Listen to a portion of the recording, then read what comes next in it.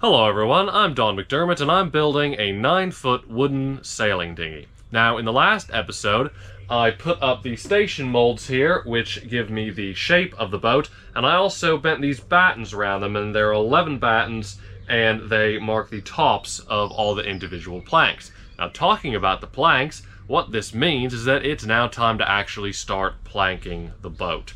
So I'm going to start with the garboard planks, which are the lowermost planks of the boat, and they are screwed onto the hog and the keel. Now the thing about planking is that one plank is pretty much like the next, but there are lots of different things that we need to do to each individual plank.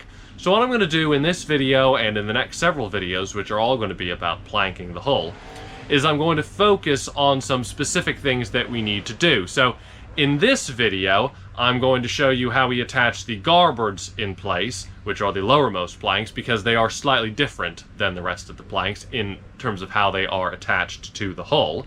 And we're going to look at my steaming setup for how we are able to bend the forward and aft ends of the plank into place, because they will need to be steamed, otherwise they just won't go in.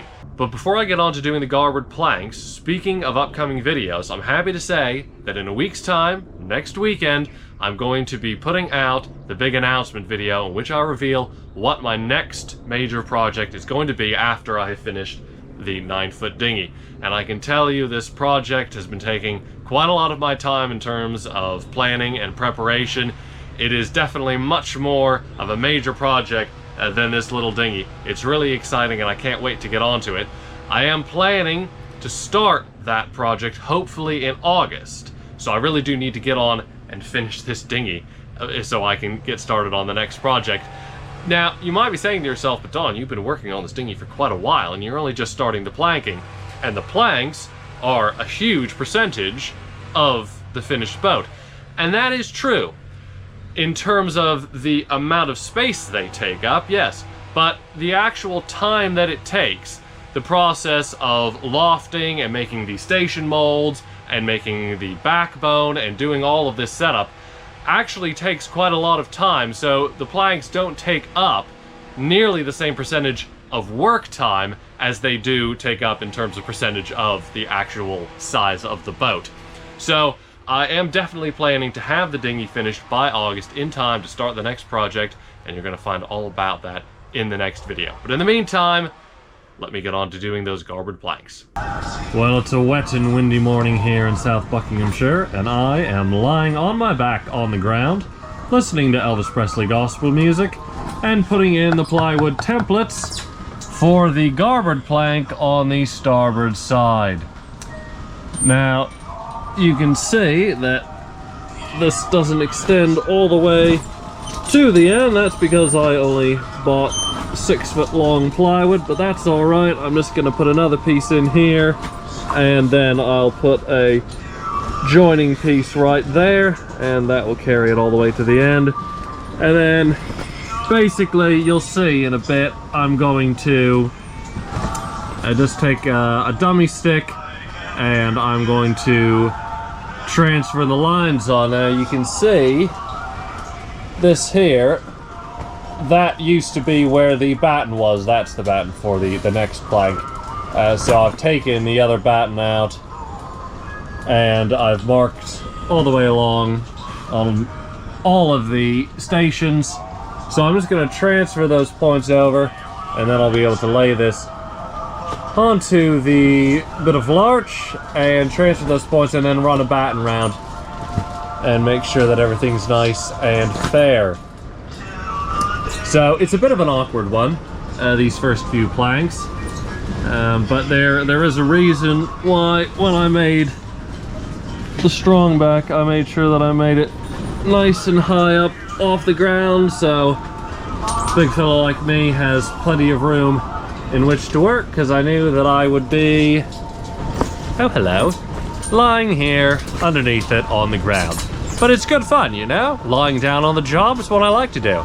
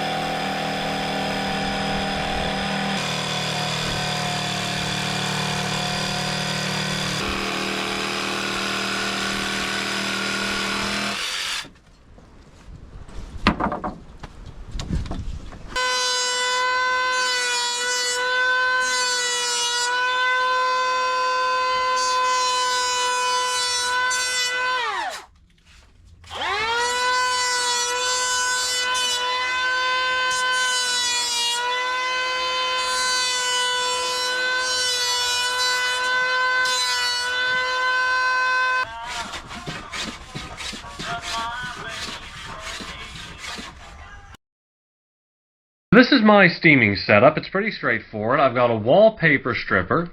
I've got polythene bags, which I'm cutting off of a enormously long roll. And you put the hose of the wallpaper stripper inside the bag with the plank, which you can see there on the top of the screen. Plug her in. Wait for the water to start boiling, and then the steam should start coming out after a while. And as soon as the steam starts to flow into the bag, that's when you start timing it. Now, it depends on the type of wood. Sort of general rule of thumb is an hour per inch thickness. Mine is 10 mil thick, so I've let it go for 45 minutes, which is more than enough. And then, crucially, gloves. You've got to wear gloves because otherwise you're going to badly scald yourself. That is the number one safety thing. And the second and most important thing is speed. Once you get the bag pulled off of the plank, you really want to bend it into place as quickly as possible while it's still nice and pliable. To be honest, you don't have to absolutely rush. It's not like you have to get it in place in 10 seconds or that's it. But the sooner you can get it in place, the better. And obviously, the more curvature needs to be steamed in, and the thicker the plank is, obviously the quicker you need to be. As an aid to quickness, I steam the plank in situ, which is why the steam bag is better in this respect than a steam box, is that I'm able to cramp the middle of the plank in place because I'm just steaming one end at a time. And so that way, as soon as I'm finished, as you saw, just pull the bag off, and then literally I just have to push it in place with the cramps. And you'll see I have been using pads of softwood as well, because you don't want to have the cramp necessarily pressing right up against the bit of plank that you're bending, because that will put too much pressure on it, can potentially cause it to split. So after I've let the plank sit for a while and really take its shape, take it off and get it ready to actually fasten on. Now you can see I'm using a sealant for where the plank sits in against the hog and the keel, and I'm using just plain GP building mastic. This was recommended to me. It works perfectly fine. The yard I work at, we use Sabatac, but it is somewhat tricky sometimes to find brown Sabatac, so it was easier just to use the GP mastic. So that's all the way along the length of the plank, and it's just a case of then cramping the plank into place and putting in the screws and gradually taking off the planks.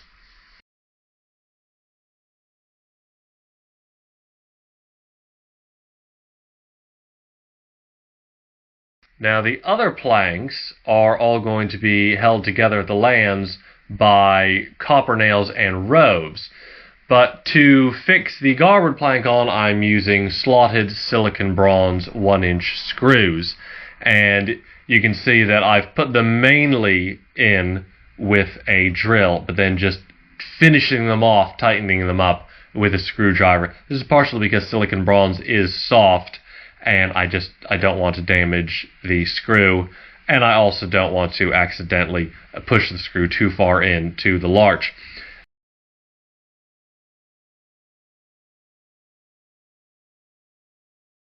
Now here is the aft segment, and you'll notice that besides putting a plank to push it up into place, I'm also using the stern knee as a brace for clamping the edge of the plank to shove it up against the side of the keel, because that is obviously crucial for the garboard plank.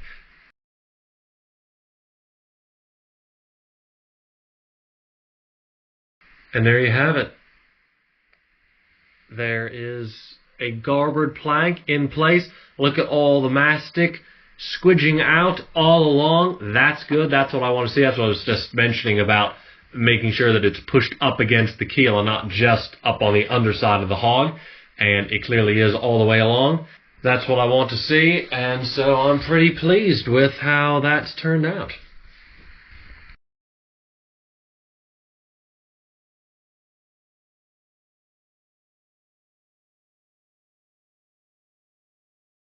So that's all there's time for in this video. Make sure you subscribe though, because there's lots of exciting videos coming up. In the next few episodes of this series, I'll be going more in depth of how we use spile boards. I'll be talking about how we rove up clinker planks and how we plane on the lands, and we'll be looking at some special sort of clamps that we like to use for clinker planking. The next video that is going to come out on my channel, though, as I mentioned at the beginning, is going to be the big announcement video for my next project. You definitely don't want to miss that. It'll be hard to miss because the video is going to come out. I'm going to completely reupholster all of my social media. There's going to be a lot about it. It's going to be really exciting, and I can't wait to share it with you all. So make sure that you subscribe so you're around when I put that video out, and I'll see you then.